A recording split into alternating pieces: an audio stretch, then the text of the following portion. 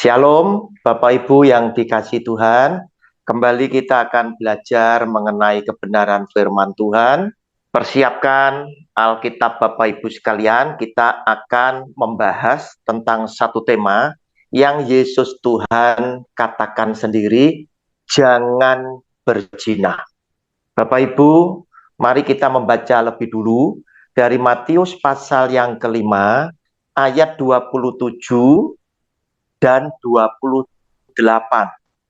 Firman Tuhan ini keluar langsung dari mulut Tuhan Yesus. Artinya, pasti firman Tuhan ini mengandung arti yang sangat penting di dalam hidup saudara dan saya. Kita lihat lebih dulu Matius pasal 5 ayat 27 dan 28 yang demikian bunyi firman-Nya. Kamu telah mendengar firman, jangan berzina. Tetapi aku, hanya huruf besar, berkata kepadamu, setiap orang yang memandang perempuan serta menginginkannya sudah berzina dengan dia di dalam hatinya. Bapak Ibu, iblis setan itu adalah oknum yang licik.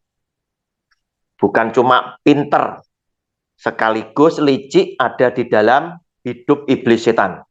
Tujuan iblis setan adalah membuat pengikut Kristus, anak-anak Tuhan, itu diseret oleh dia dengan diberi nikmat daging agar supaya Anda dan saya, anak-anak Tuhan yang menjadi pengikut Kristus, itu jatuh di dalam dosa.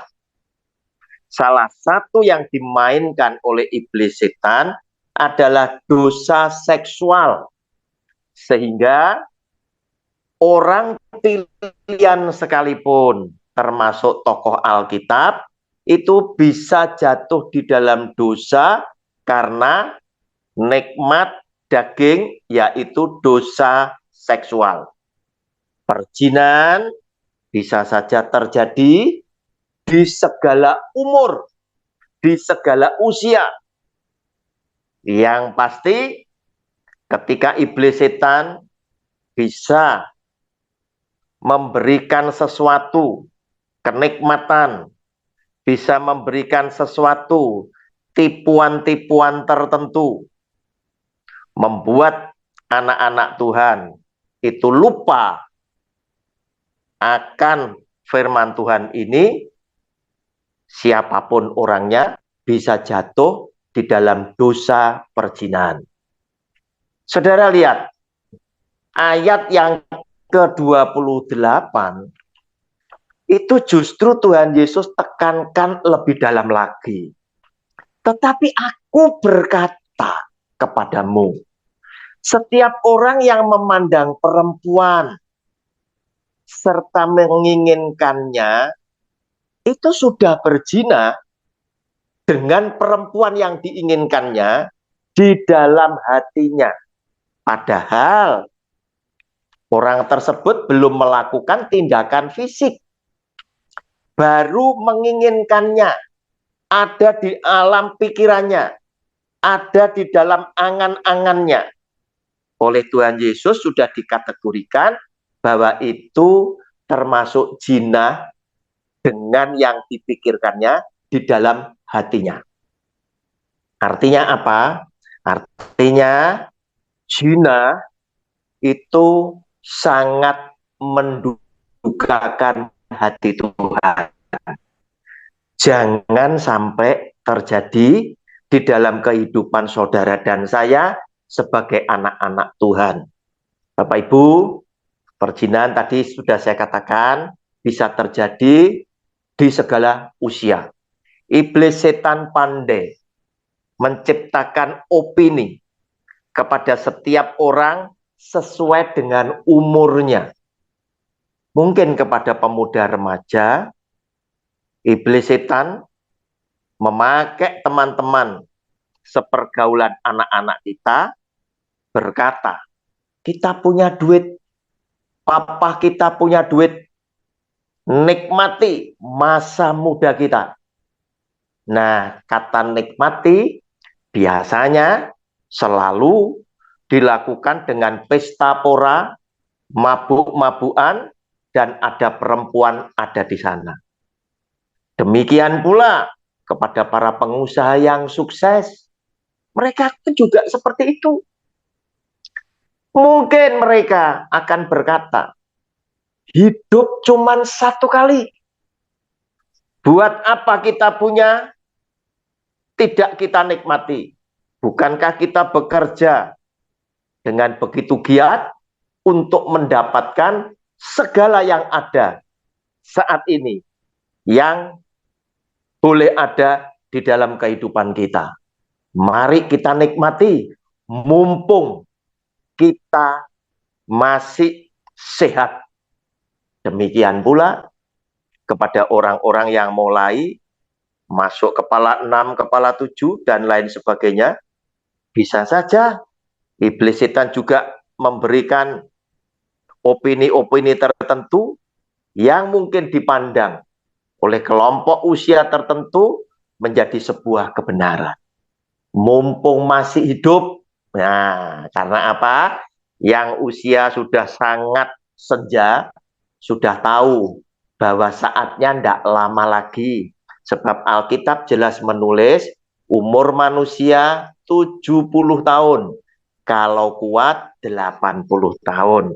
Iblis setannya memberikan masukan, ide-ide, dan opini mumpung masih hidup, mumpung masih bisa dinikmati, mau kapan lagi. Nah, Bapak Ibu, hati-hati, hal-hal seperti itulah yang seringkali dimasukkan oleh iblis setan untuk meracuni cara berpikir kita, sehingga kita seringkali menjadi orang yang tergelincir, membenarkan pandangan itu dengan tidak mengindahkan nasihat firman Tuhan, larangan-larangan Tuhan yang akan merusakkan hubungan kita secara pribadi dengan Tuhan maupun hubungan kita dengan pasangan kita.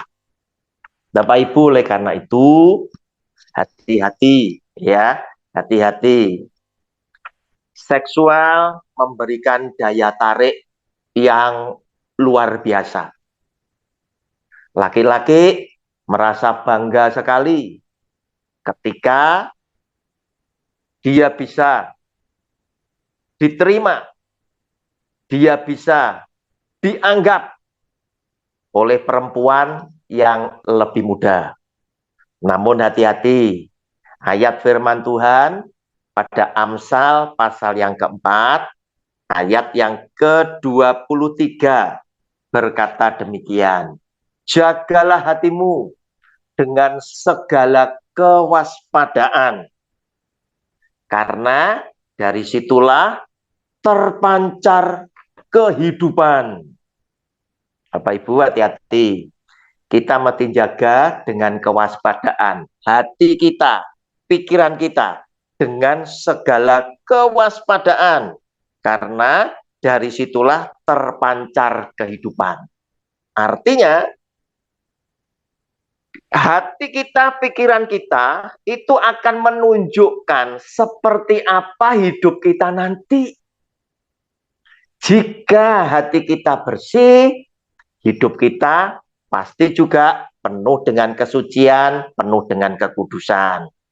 Bapak Ibu, saya ngambilkan contoh ya, di dalam kitab suci kita ada beberapa tokoh Alkitab yang jatuh di dalam dosa perzinahan.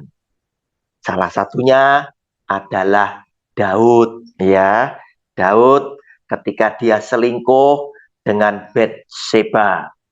Otomatis Bapak Ibu, ini akan mewarnai ya, terpancar ya di dalam kehidupan Daud. Seperti apakah warna kehidupan Daud? Nah, setelah dia berselingkuh dengan Batseba, dia punya anak Salomo, ya. Kemudian karena dia mengambil Batseba dengan pedang, maka anak-anak Daud tidak bisa terlepas dari pedang. Nah, Bapak Ibu, hal-hal yang demikian itulah yang dimaksud di dalam Amsal pasal 4 ayat 23. Karena dari situlah terpancar kehidupan, mewarnai kehidupan Anda dan saya. Demikian pula Salomo, anaknya Daud. Karena istrinya banyak, di hari tua Salomo, justru Salomo lebih mencondongkan hatinya kepada istri-istrinya yang cantik-cantik itu, tetapi istri-istrinya itu adalah penyembah dewa-dewa, penyembah berhala-berhala. Sehingga ini akan mempengaruhi hubungan Salomo dengan Tuhan secara pribadi. Ada juga yang namanya Simson. Simson, orang yang gagah, lahir sebagai natsir Allah. Karena itu, rambut Simson sebagai simbolnya, sebagai natsir Allah, memang tidak boleh kena pisau cukur. Tapi apa yang terjadi? Simson yang gagah berani, yang luar biasa perkasanya, kalahnya hanya dengan seorang perempuan cantik yang namanya Delila. Nah, lewat hubungannya dia dengan Delila yang dia cintai, Simson harus ditangkap oleh bangsa Filistin, kedua matanya dicungkil, Simson jadi buta. Nah, inilah yang mewarnai kehidupan daripada seorang yang bernama Simson. Bapak Ibu, walaupun Tuhan mengampuni Anda dan saya dan orang-orang yang dikasih, yaitu tokoh-tokoh yang tertulis di dalam kitab suci, tetapi warna itulah yang akhirnya mewarnai hidup setiap manusia. Bapak Ibu, Simson dipulihkan oleh Tuhan. Kekuatannya dikembalikan dan Simson bisa membalas bangsa Filistin tatkala mereka pesta mengecek, mengolok-olok Simson. Mendadak Tuhan mengabulkan doa Simson karena rambutnya sudah panjang, kekuatannya Simson dipulihkan, dan tiang penjangga gedung utama, tempat raja-raja sahabat bangsa Filistin berpesta pora, itu dirobohkan oleh Simson. Alkitab mencatat Simson membunuh bangsa Filistin lebih banyak ketika Simson buta dibandingkan ketika Simson masih dalam keadaan belum buta. Namun itulah yang mewarnai. Oleh karena itu, hati-hati Bapak Ibu, dosa perzinahan adalah dosa yang sesungguhnya Tuhan tidak suka. Bapak Ibu, ada satu tokoh Alkitab yang namanya Abraham. Saya tidak katakan Abraham berzina. Mengapa? Sebab pada zaman dulu adat istiadatnya memanglah demikian. Seorang istri Abraham yang namanya Sarah punya budak perempuan dari Mesir, perempuan Mesir yang namanya Hagar. Sarah berkata kepada Abraham, mungkin Tuhan berfirman bahwa kita akan punya anak, itu bukan dari aku. Sebab aku sudah tua, engkau pun sudah kakek-kakek. Barangkali ini yang dimaksud oleh Tuhan, bahwa kita akan punya keturunan dari budakku yang namanya Hagar, perempuan dari Mesir itu. Sehingga Sarah memberikan saran, hampirilah budakku ini kuberikan kepadamu. Seizin Sarah, karena adat istiadat zaman dulu demikianlah yang berlaku. Bapak Ibu, seandainya Abraham dan Sarah setia mendengarkan firman Allah, mendengarkan firman Tuhan, tentunya mereka berdua akan dengan sabar menanti. Karena Tuhan bilang, keturunanmu adalah dari Sarah. Nah, Bapak Ibu, karena menunggu terlalu lama, iman Abraham itu bisa goyah juga. Sehingga apa yang disarankan oleh Sarah diterima oleh Abraham. Abraham menghampiri Hagar dan Hagar melahirkan Ismail. Bapak Ibu, itulah yang dimaksud dari Amsal pasal 4 ayat 23. Jagalah hatimu dengan segala kewaspadaan, karena dari situlah terpancar kehidupan. Akhirnya, apa yang dilakukan oleh Abraham, melahirkan Ismail, dan memberikan warna kehidupan Abraham sampai saat ini berkepanjangan. Bapak Ibu, penutup saya Lukas pasal 21 ayat 34 sampai dengan 36 ya. Jagalah dirimu supaya hatimu jangan syarat oleh pesta pora dan kemabukan, serta kepentingan-kepentingan duniawi, dan supaya hari Tuhan jangan dengan tiba-tiba jatuh ke atas dirimu seperti suatu jerat. Sebab ia akan menimpa semua penduduk bumi ini. Berjaga-jagalah senantiasa sambil berdoa, supaya kamu beroleh kekuatan untuk luput dari semua yang akan terjadi itu, dan supaya kamu tahan berdiri di hadapan Anak Manusia.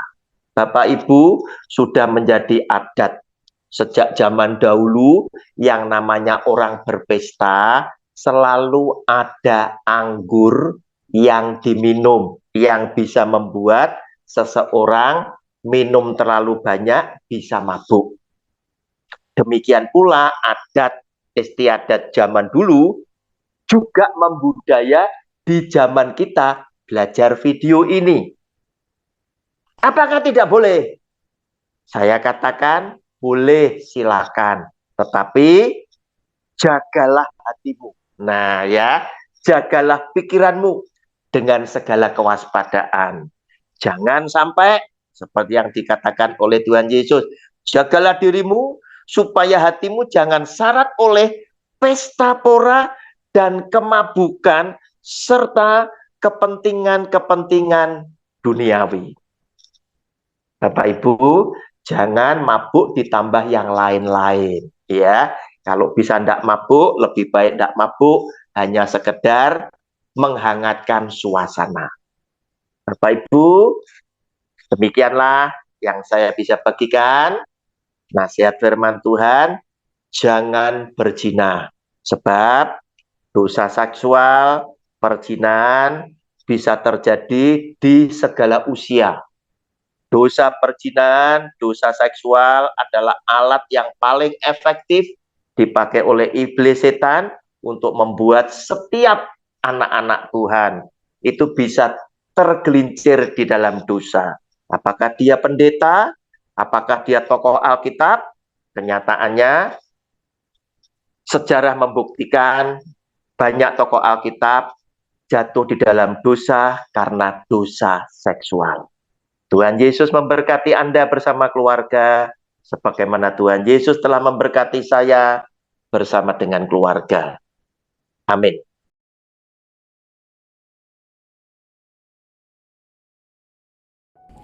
Shalom kepada semua penonton video saya. Jika Anda merasa terberkati dengan video saya, jangan lupa bantu like dan share ke semua saudara-saudaramu. Saya sedang berjuang bersama Anda menegakkan kebenaran firman Tuhan di zaman yang semakin jahat ini.